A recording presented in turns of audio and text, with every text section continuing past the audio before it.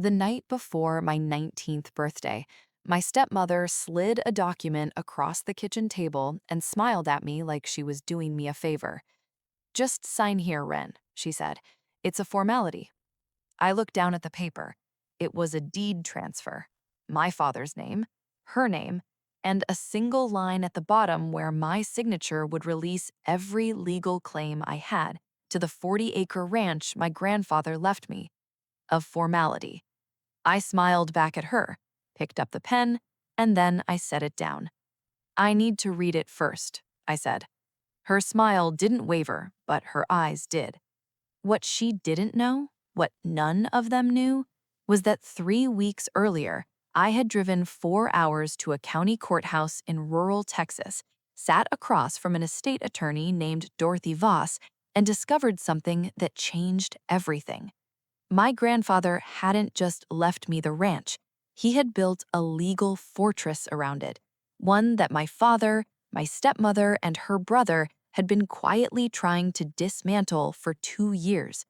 They thought I was just a 19-year-old girl who didn't understand property law. They were right. I didn't, not at first, but I learned.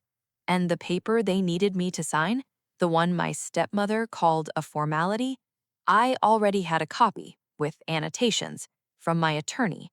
Before I tell you what happened at that table and what happened after, hit that like button and subscribe right now, because this story is going to take you through betrayal, humiliation, a legal battle, and one of the most satisfying moments I have ever experienced in my life.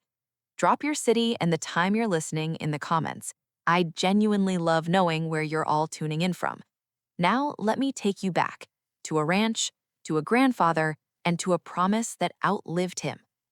My grandfather's name was Calhoun Ray Devereaux. Everyone called him Cal. He was 73 years old when I was born, and by the time I was old enough to remember him clearly, he was already the kind of man who seemed like he'd always existed, permanent, unhurried, shaped by the land he'd worked since he was 17. The Devereaux Ranch sat on 42 acres outside a small town called Mira Falls in central Texas. Not famous land, not glamorous, but honest. Rolling dry grass in summer, red clay after the rains, a creek that ran cold even in August, and a ridge on the western edge where you could watch the sun go down behind 3 counties at once. Grandpa Cal raised cattle, kept 2 horses, grew enough of his own food to make the grocery store an occasional visit rather than a weekly one. He repaired his own fences, fixed his own roof, and kept a notebook in his shirt pocket where he wrote down everything that needed doing. He never wrote down things that were already done. He said that was living in the wrong direction. I was 7 the first time he let me ride out to check the fence line with him. I was 11 the first time he handed me the post hole digger and made me earn my lunch. I was 14 when he sat me down at the kitchen table, wide pine planks, knots and all, and said something I've turned over in my mind 1,000 times since. "Wren, this land doesn't belong to me. I belong to it. There's a difference. You need to understand that before you can be trusted with it." I nodded. I thought I understood. I didn't, not fully. But I was 14, and Grandpa Cal was patient. My father, Donovan Devereaux, was a different kind of man entirely. He left Mira Falls when he was 22, moved to Dallas, built a career in commercial real estate, and visited the ranch twice a year with the energy of someone completing an obligation. He wore clean boots that had never touched real mud. He called the cattle operation quaint. He and Grandpa Cal were polite to each other, carefully polite, the way people are when love has curdled into something more complicated than either of them wants to name. My mother passed away when I was 4, a car accident. I don't have many memories of her, just fragments, a smell, a sound, the feeling of small hands being held. After she died, I lived with Grandpa Cal and my grandmother Loretta during the summers. During the school year, I lived with my dad in Dallas. That arrangement became my whole childhood. School year in the city, summers on the ranch. And the ranch was where I was most myself. When I was 15, my dad married a woman named Sandra Kelleher. She was 41, sharp-featured, impeccably dressed, and exactly the kind of woman who walks into a room and immediately begins calculating what everything in it is worth. She was not cruel to me. She was something more sophisticated than cruel. She was indifferent, practiced, deliberate indifference, the kind that keeps its hands clean while still doing damage. She never came to the ranch. Grandma Loretta passed the November I turned 16. Pneumonia, fast moving, 3 weeks from diagnosis to the funeral. I held her hand at the end.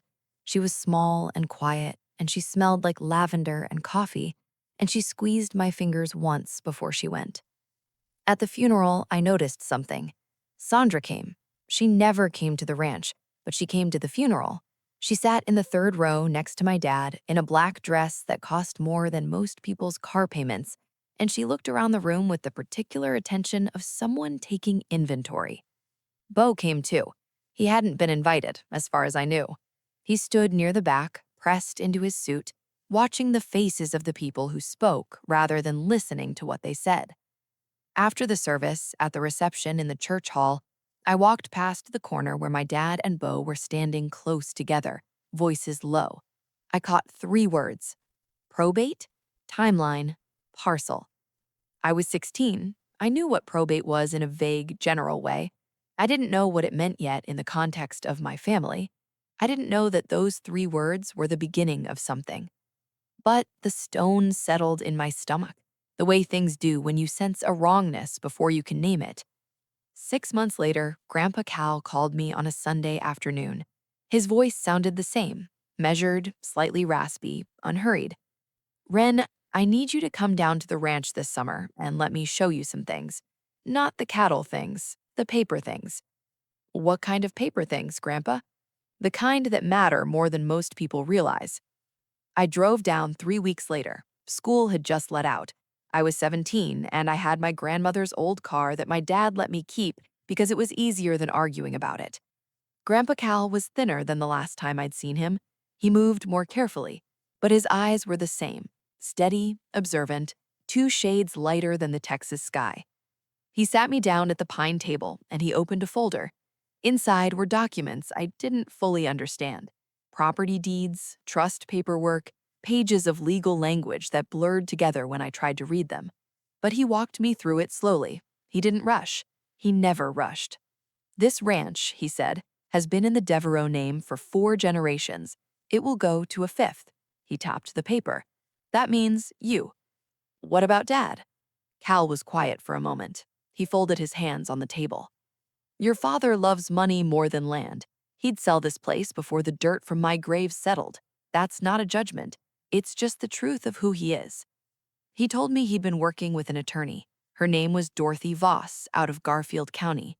He'd been setting things in motion for over a year. A trust, a specific kind of trust, the irrevocable kind that couldn't be picked apart after he was gone. "When the time comes," he said, "Dorothy will find you, or you'll find her. Either way, you'll know what to do." Then he closed the folder, got up, and said it was time to check the south fence before the light got bad. That was Grandpa Cal. Business before sentiment, sentiment after sunset. I didn't know it then, but that afternoon at the pine table was the last real conversation we ever had about the ranch, about what he intended, about what he'd built. He passed away 14 months later, in his sleep, quietly, in the bedroom where he'd been born. I was 18. Before I go further, if this story is already pulling you in, please hit that subscribe button right now. Every new subscriber tells the algorithm this story is worth sharing, and I have so much more coming for you. Now stay with me, because this is where it starts to get dark. The funeral was held on a Saturday in March. Wind off the hills, pale, cold sun, a crowd of people who had known my grandfather longer than my father had been alive. I stood at the graveside in my grandmother's old coat, black wool, slightly too big for me, and I watched my father's face. Donovan Devereaux did not cry at his father's funeral. He stood straight and still, nodded at the right moments, shook hands with appropriate solemnity. Sandra stood beside him, equally composed, equally watchful. Beau was there again, Same as Loretta's funeral, same position near the back. This time he was on his phone more than he was off it. The week after the funeral, my dad flew back to Dallas. I stayed at the ranch for 10 days to help sort through things, feed the animals, keep the property from going to pieces in those first raw weeks. On day 3, a man knocked on the front door. Mid-50s, gray-haired, wearing a polo shirt with a small logo on the breast pocket I didn't recognize. "Is Mr. Devereaux home?" he asked. "Mr. Devereaux passed away last week," I said. "I'm his granddaughter." The man blinked, recalibrated. "I'm sorry for your loss. I was here to do a preliminary walk of the property. I have an appointment," he checked his phone, "with Donovan Devereaux." I stared at him. "For what purpose?" "Property assessment, for a potential development deal." He glanced past me at the land. 42 acres out here, that ridge view, there's real value in that. My grandfather had been in the ground for 9 days, and my father had already scheduled an assessment. I told the man to come back another time. I closed the door. I stood in the entryway of the ranch house with my grandfather's hat hanging on the hook by the door and my heart hammering in my chest. I called my dad. He picked up on the second ring. "There was a man here," I said, "for a property assessment." A pause.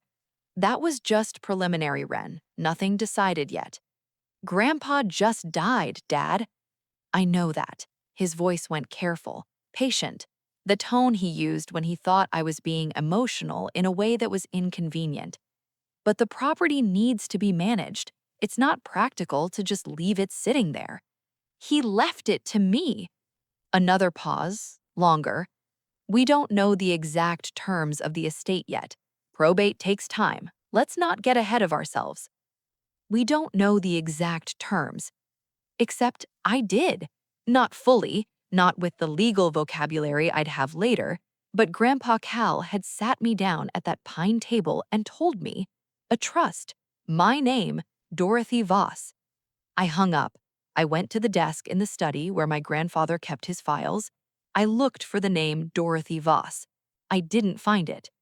What I found instead in the back of the second drawer, tucked under a stack of old ranch receipts, was an envelope, my name on the front in Grandpa Cal's handwriting, and a sticky note on top that said, "Not yet," in someone else's handwriting, smaller, neater, a woman's writing.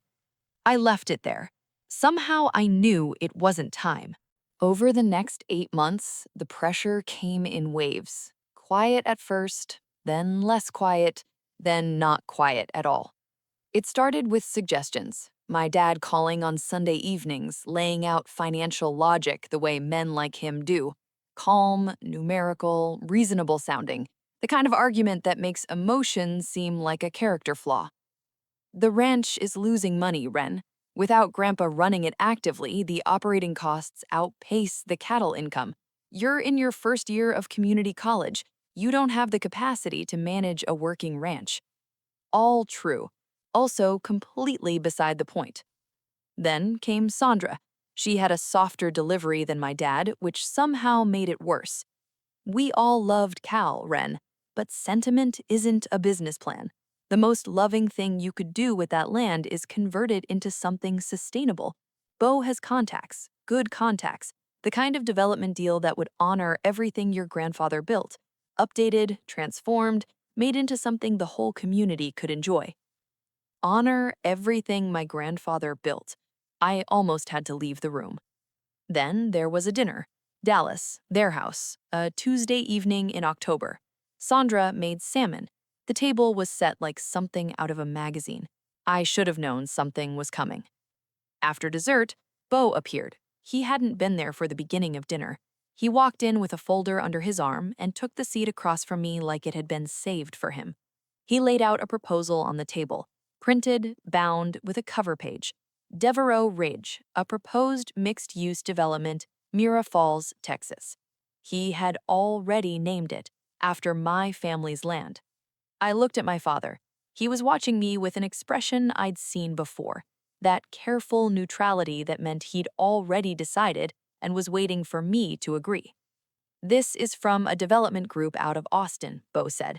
They specialize in rural conversion, boutique resort on the ridge, some residential parcels, protected creek corridor for optics.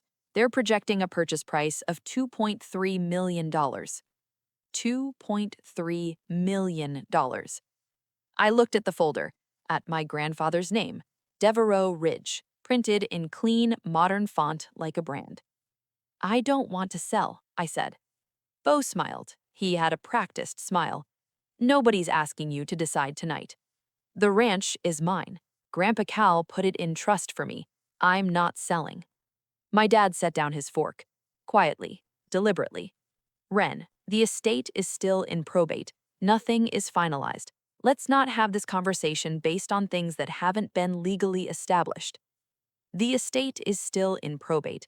That phrase would become a wall they hid behind for months, and they knew something I didn't yet, that probate was taking longer than expected because there was a complication they were trying to quietly resolve without me knowing. 3 months later, a registered letter arrived at my dad's address in Dallas. That was still technically my official address for legal purposes. Sandra signed for it. She didn't tell me it arrived. I found out 6 weeks after that, by accident, when I called the probate court to ask about the status of the estate, and the clerk mentioned that a notice of hearing had already been mailed to all interested parties. A hearing on the estate that nobody had told me about. I drove to Dallas that weekend. I walked into the house and I asked my dad calmly about the letter. He looked at Sandra, just briefly, one quick look, fast enough that he probably thought I missed it. We were going to tell you, he said. When? When we had more information. The hearing is in 3 weeks, Dad. He sat down, let out a slow breath. Bo's attorneys found something in the trust documentation, a procedural irregularity with one of the filings. If it's valid, it could affect the terms. Bo's attorneys. My stepmother's brother had hired attorneys to look for holes in my grandfather's trust and had found something, maybe. I kept my voice even. What kind of irregularity? A technicality. A technicality that would transform my grandfather's carefully built legal fortress into rubble and redirect $2.3 million from my name to theirs. I drove back to my apartment that night, 4 hours on the highway, radio off, just thinking. And somewhere around the 2-hour mark, between the highway lights, I thought about what Grandpa Cal said at the pine table. Dorothy will find you, or you'll find her. I pulled off at the next exit and typed her name into my phone. Dorothy Wass, attorney at law, Garfield County, Texas. She had a website, a phone number, and office hours listed as Tuesday through Friday, 8 to 4. It was a Monday night, so I waited until morning. Right here, right now, I need you to do something. Hit that subscribe button, because what Dorothy Voss told me on that phone call is one of the most important turns in this entire story, and you are not going to want to miss the next part. Keep listening. Dorothy Voss answered on the third ring. Her voice was measured and careful, the voice of a woman who had delivered complicated news to many people and had learned to do it without drama. I've been expecting your call, she said. Your grandfather told me you'd come to me eventually. He said you were the kind of person who had to arrive at things in your own time. She told me to come to her office on Thursday. I skipped 2 days of classes to make the drive. Dorothy Voss was in her early 60s, with silver hair pulled back and reading glasses she took on and off constantly throughout our conversation. Her office was all files and diplomas, and the smell of strong coffee and something faintly floral, like she'd cut flowers from a garden that morning. She opened a folder. Inside, organized into tabbed sections, was the Devereaux Family Irrevocable Trust, established 27 months before my grandfather passed away. She walked me through it slowly. The 42 acres, the ranch house, the cattle stock, the equipment, 2 savings accounts, and a small investment portfolio. Total estimated value at the time of trust establishment, $1.8 million. Current appraised value with the land market moving the way it had, closer to 2.4. All of it held in trust.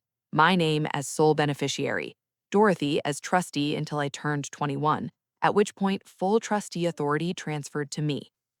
Now, let me tell you about the technicality. She explained it without flinching.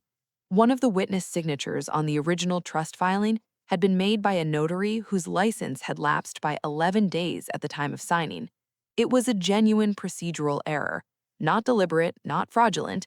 Grandpa Cal's previous attorney had made the mistake, and Dorothy had caught it during a routine review, but hadn't yet corrected it when Cal passed. Can they use it to break the trust? I asked. They can try, and they have filed a challenge, which is what triggered the hearing. If a judge finds the signature invalid, the trust designation could be voided.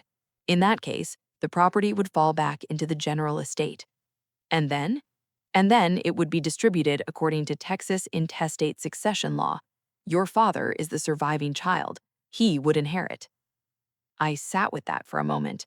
The ranch, my grandfather's entire life's work, gone to my father, who would sell it to Bo's development group within 60 days.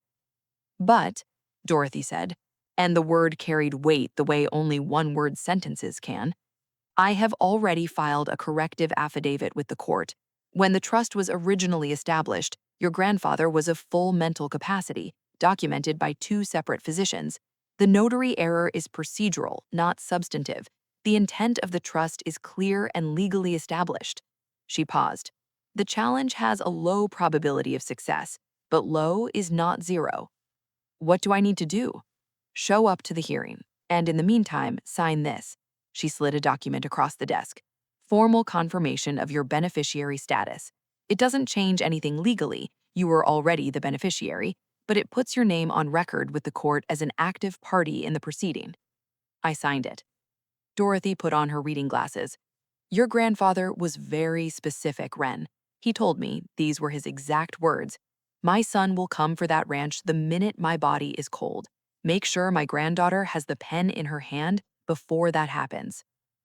I didn't cry in Dorothy's office. I waited until I was in my car in the parking lot. Then I sat there for a long time with my grandfather's words in my chest. He knew. He knew exactly what would happen, and he had spent the last years of his life making sure I would be ready. That night, sitting alone in my apartment, I felt the weight of it all at once. The hearing was in 17 days. Bo's attorneys had resources, connections, and a technicality they were going to hammer until something gave. My dad believed he was going to win. Sandra was already quietly talking to Bo's development contacts, I found out later. The resort brochures were already in production. And I was a 19-year-old girl sitting on an air mattress in a one-room apartment eating cereal for dinner, about to go to court against people who did this professionally. The lowest point isn't dramatic. That's the thing nobody tells you. It's just quiet and cold, and the cereal tastes like nothing, and you're not sure anymore if you're brave enough for what's coming. I called Dorothy that night. I'm scared, I said. That was all. She was quiet for a moment. Then, good. Scared means you understand what's at stake. Scared and prepared is exactly where I need you to be. 12 days before the hearing, something happened that I did not expect. I got a call from a woman named June Parr. She introduced herself as a neighbor. Her family owned the parcel just east of the Devereaux Ranch, had been there for 30 years. She'd known Grandpa Cal since before my father moved away. I heard there's a legal proceeding about Cal's estate, she said. I want you to know I'm willing to testify about his state of mind in the years before he passed. He was sharp as a tack, Wren. Sharp and deliberate. Anything he signed, he meant. Then she said something that cracked something open in my chest. He talked about you all the time, you know. Told anyone who'd listen that his granddaughter was the one who would keep the land in the family. Said you were the only one who ever asked about the soil. I sat down on the floor, right there in my kitchen. He talked about me, to his neighbors, to the people who would show up in a courtroom if I needed them. He had built more than a legal fortress. He had built a community of witnesses, people who had watched him, known him, and were ready to stand up and say, this man was clear-minded, purposeful, and he chose his granddaughter on purpose. I called Dorothy back. She already knew about June Parr. There were 3 others willing to testify if the hearing required it. The fear didn't go away after that call, but it changed shape. It became something more like fuel. I spent the next 12 days doing what my grandfather would have done. I prepared. Quietly, systematically, I wrote down every relevant memory, every conversation at the pine table, every summer at the ranch, every fence post and water heater repair. I read the trust documents until I understood them without help. I met with Dorothy twice more and asked questions until she ran out of answers I hadn't already anticipated. And 11 days into those 12, I went back to the ranch. I needed to stand on the land. I needed to walk the fence line and check the ridge, and sit on the porch where my grandfather used to drink his morning coffee and remind myself what this was actually about. The ranch was quiet in the early evening, golden lit, the grass moving in long, slow waves the way it does when the wind comes off the ridge in spring. The horses were at the fence. The creek was running. The pine table was right where it had always been. I sat at it alone. No folder this time. No documents. I sat there and I thought about everything Grandpa Cal had told me. About how the land doesn't belong to you, you belong to it. About patience being timing. About the difference between value and valuable. And then I went to the second desk drawer and I took out the envelope with my name on it. Not yet. The sticky note was still there. I looked at it for a long moment. Then I took off the sticky note. I opened the envelope. Inside was a letter, written by Grandpa Cal's careful, slanted handwriting. He had written it 2.5 years before he died. He told me that he knew his son, loved him, but knew him, knew that Donovan would arrive at the ranch looking for assets and find his father's whole life reduced to a line on a spreadsheet. He wrote that he didn't blame Donovan. He blamed himself for the years he hadn't been the father Donovan needed. But blame doesn't change people, he wrote, and he had to work with what was true.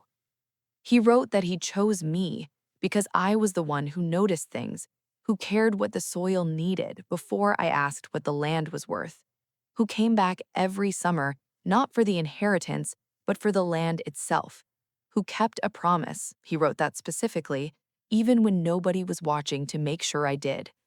The last paragraph said, "If you're reading this, you're ready.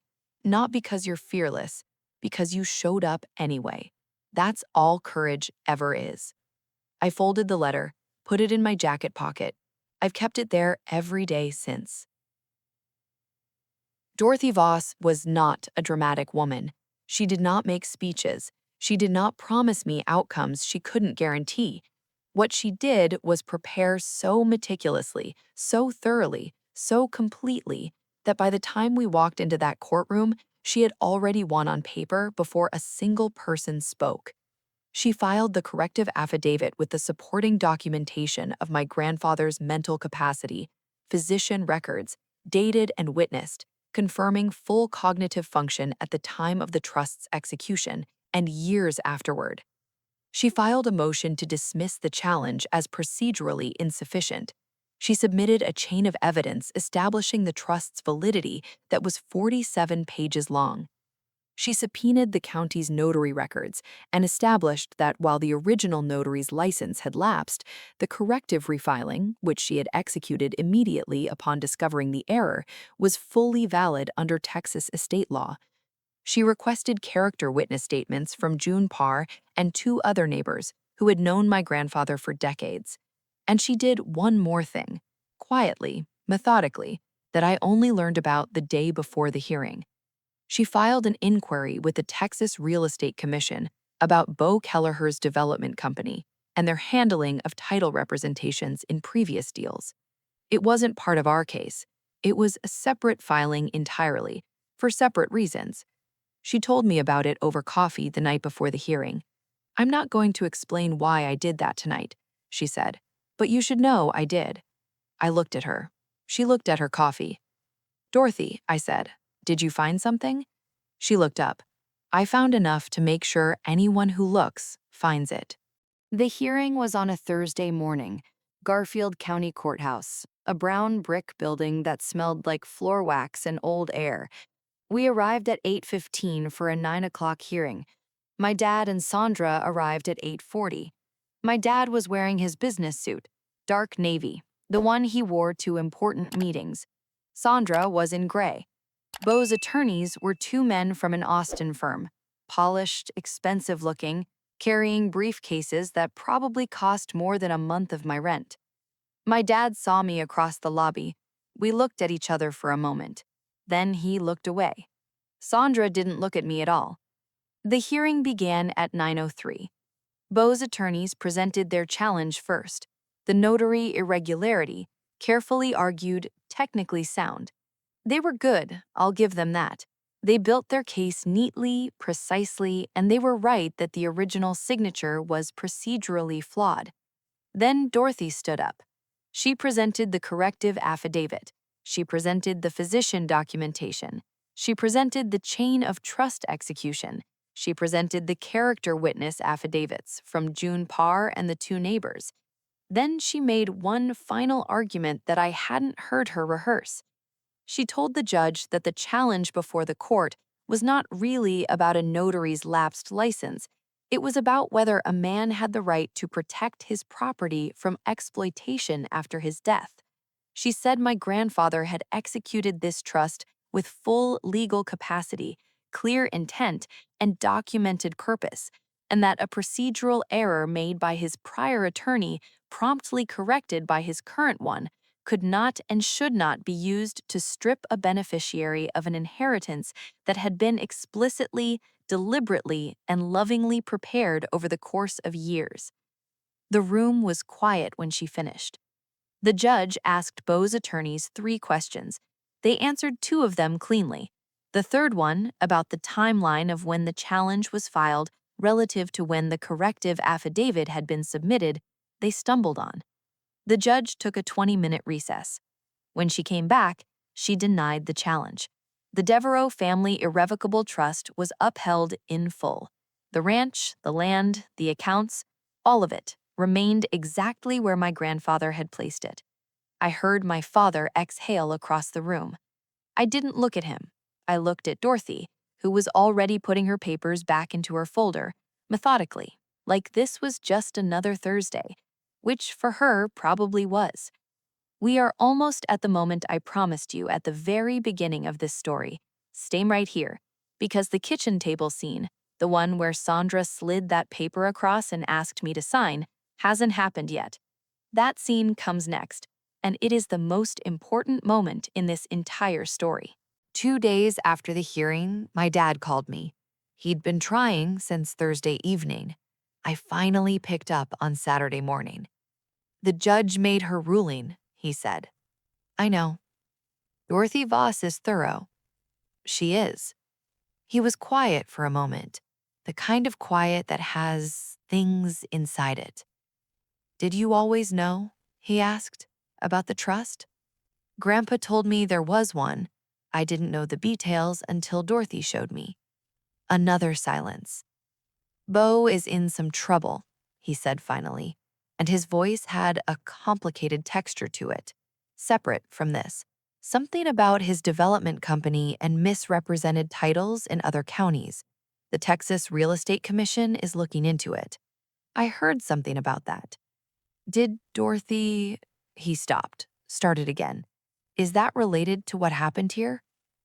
I think Dorothy is very thorough, I said. He made a sound, not quite a laugh, not quite not a laugh. Then he said, I owe you an apology, Wren. I held the phone. I know that's not enough. I know it doesn't fix anything, but I need to say it. I handled this wrong, from the beginning. I let the money make decisions I should have been making. You let Sandra and Beau make decisions that weren't theirs to make. A pause. Yes. I leaned against the wall of my apartment. Outside, traffic moved. A bird was doing something persistent on the fire escape. Dad, do you know the last thing Grandpa said to me? The last real thing? No. He said patience isn't weakness, it's timing. I paused. He said the same thing to you, I bet. Every time you drove away from Mira Falls on Sunday nights to go back to Dallas, he said it and you didn't hear it. The silence was the longest yet. Come to the ranch, I said finally. Not to evaluate anything, not with Bo, just come to the ranch and I'll make coffee at the pine table and we'll talk. He said he would think about it. The next evening, I was at the ranch, feeding the horses, checking the fences, the ordinary rhythm of the land doing what it always does, pulling me back into the present moment. My phone buzzed, a text from a number I didn't recognize. Ms. Devereaux, this is Carter Holt from the Austin Development Group. We understand the estate matter has been resolved. If you have any interest in discussing an offer for the property, we'd be happy to. I typed back 2 words. No, thank you. Then I blocked the number. I put my phone in my pocket and went back to the fence. The confrontation with Sandra's came 3 days later. I went to Dallas. I needed to get the last of my things for my dad's house, some boxes I'd left in storage there from the move to my apartment. I had my own key. I let myself in on a Tuesday afternoon when I knew my dad would be at work. Sandra was home. She was in the kitchen when I came in. She turned from the counter and looked at me with an expression I couldn't read. Careful, recalibrated, like she was deciding something in real time. Ren, she said. Sandra, I just came for my boxes. She nodded. Then she moved to the table and sat down, slowly, deliberately. Sit down for a minute. I sat down. I kept my jacket on. She folded her hands on the table. She looked at them for a moment before she looked up at me. I want you to understand something, she said. Everything I did, was because I was trying to protect this family. Your father's debt is real. His anxiety about money is real. I was trying to solve a problem by making a practical decision about property that we believed would fall to your father anyway. You believed wrong because you never asked. She held my gaze. No, we didn't ask. My grandfather Cal tried to leave something real to me. Not money, not an asset to be liquidated. Land. The land his family has worked for 4 generations. You looked at it and saw a number. I kept my voice even. And the saddest part is that you didn't even need me to agree. You just needed me to not know in time. Something shifted in her expression. Not quite remorse, something smaller than that, but something. I know your father wants to call you, she said. He already did. She nodded. She looked down at her hands again. I stood up. I don't hate you, Sandra. I genuinely don't. But I need you to understand something. My grandfather's land is not a problem to be solved. It is not an asset to be optimized. It is the place where I learned who I am, and it is mine. That is not going to change. I went to the storage room. I got my boxes. I carried them to my car. As I was loading the last one, my dad pulled into the driveway. He hadn't been at work after all. He saw me. He got out of the car slowly. We stood in the driveway for a moment, the boxes between us, the afternoon light going gold across the neighborhood. She called you? I said. She texted me that you were here. I looked at my father, really looked at him. He was 54 years old, and he looked tired in a way that had nothing to do with sleep. He was wearing Grandpa Cal's flannel again, the one I'd noticed at the funeral. I'll come to the ranch next weekend if that's still. It's still, I said. He nodded. Then, quietly, he was proud of you, you know, Dad. He told me once. He said you were the one who actually listened. I loaded the last box, closed the trunk. I know, I said. He wrote it down. Here is what happened to everyone, because I know that's what you're waiting for, and you deserve every piece of it. Bo Kelleher's development company came under formal investigation by the Texas Real Estate Commission 4 weeks after the hearing. Dorothy's filing had flagged a pattern, misrepresented ownership claims in 2 previous rural development deals, not just ours. Both of those cases had involved families who didn't have a Dorothy Voss in their corner. Bo's real estate license was suspended pending the investigation. 2 of the affected families in those other cases found out about our proceeding through public court records and contacted attorneys of their own. The Austin Development Group quietly withdrew from the Devereaux Ridge project. Their lawyers determined that the deal had been brought to them under false representations. They settled with Bo privately for an undisclosed amount and moved on. Bo did not move on easily. My father and Sandra remained married. I won't pretend it got simple or beautiful or fully repaired. It didn't. Some damage doesn't fully heal, and I stopped needing it to. What happened, slowly, over the following months, was something more honest than reconciliation, a kind of cautious, clear-eyed rebuilding. We talk on Sunday evenings now, actual conversations, not negotiations. Sometimes he asks about the ranch, and I tell him. Sometimes he tells me things I suspect he's never said out loud before. It's not perfect, but it's real, and I'll take real over perfect any day. My dad came to the ranch the Saturday he promised. He drove up in the early afternoon, parked in the gravel lot, and stood for a moment looking at the land the way I'd seen him look at it my whole life, evaluating, calculating, and then something changed in his face. He stood there for a long moment, just looking, and then he walked to the pine table and sat down. I made coffee. We talked for 3 hours. He told me things about his relationship with Grandpa Cal that I hadn't known. I told him things about my summers at the ranch that I'd never shared. We didn't solve everything at that table, but we started something honest, and that matters. June Parr brought over a pie the month after the hearing. Peach, still warm. She sat on the porch with me and we watched the horses for a while. Not talking much, just being on the land together. He would be pleased, she said eventually. I hope so. I know so. She patted my knee. She told me, about 2 years before he passed, that the only thing he was worried about was whether you'd get to the paper in time. I told him you would. She smiled. I wasn't worried at all. I enrolled in a land management program at Texas A&M's Extension campus, 40 minutes from the ranch. I deferred my other coursework and restructured. The trust, it turned out, contained a separate educational fund, $64,000, accruing interest quietly for over 2 years, earmarked specifically for my education. My grandfather had included it without telling anyone. $64,000, almost exactly what Bo had dangled at me in that dinner proposal as my supposed cut of the sale. My grandfather had already set it aside, quietly, without fanfare, because that was who he was. Dorothy called me the month the dust fully settled. Her voice had a warmth in it I hadn't heard before. Not cold exactly, but usually so professional that warmth was carefully rationed.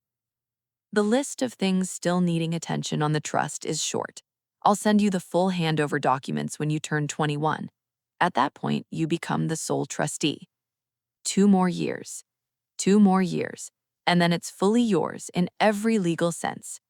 A pause. Though I think it's been fully yours in every real sense for quite some time. I looked out the window of the ranch house at the ridge. Late afternoon, the light going copper and low, the grass moving in slow waves. Dorothy, can I ask you something? Of course. When Grandpa Cal first came to you, when he first laid all this out, what did you think of him? She was quiet for a moment. I thought he was one of the clearest-eyed people I'd ever met. He knew exactly who he was, exactly what he had, and exactly who deserved it. Another pause. He also brought me a jar of honey from his bees on our second meeting, so I may be slightly biased. I laughed. A real laugh, the kind that comes from somewhere low in the chest. After I hung up, I went out to the porch. I sat in my chair, the one beside the empty one that used to be his. The light was perfect. The creek was audible from here if you listened. A hawk was working the thermal off the ridge, spiraling up, effortless, unhurried. I reached into my jacket pocket and took out the letter.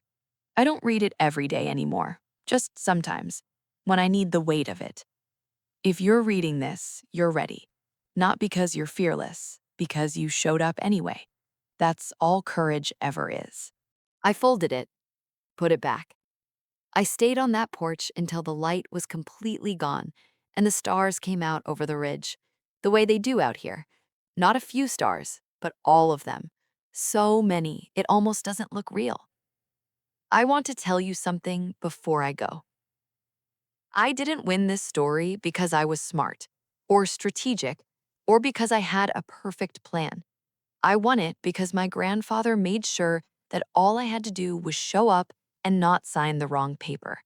He did the hard work decades before I needed it. He planned for a storm that hadn't hit yet. But I also had to be ready when Dorothy called. I had to drive 4 hours to her office. I had to sit at that table and listen and sign my name and believe that it mattered. I had to stand in that courtroom and not flinch. There's a kind of love that doesn't announce itself. It doesn't say, I love you at birthday dinners or in greeting cards. It says, I'm going to make sure you're protected even after I'm gone. It builds a trust. It hires an attorney. It leaves an envelope in the second desk drawer with a sticky note that says, not yet. It prepares, quietly, practically, without any expectation of credit, because it won't be there to receive it. That was Calhoun Ray Devereaux. That was the way he loved me. And the ranch, the 42 acres, the pine table, the ridge, the creek that runs cold even in August, is still here, still mine, still standing exactly where he left it. I belong to it, and it belongs to me. And nobody is ever going to change that. If this story meant something to you, if it gave you hope, made you feel seen, or reminded you of someone who loved you the way Cal loved Ren, please share it with someone who needs to hear it today. Share it with someone who's in the middle of their hard part and needs to know it's survivable. Hit subscribe if you haven't already. Leave your city and the time you're listening in the comments. I promise I read them. And tell me this, is there someone in your life who built something quietly to protect you, even before you knew you needed protecting? Tell me about them in the comments. Those are the people who deserve to be remembered. I'll see you in the next story.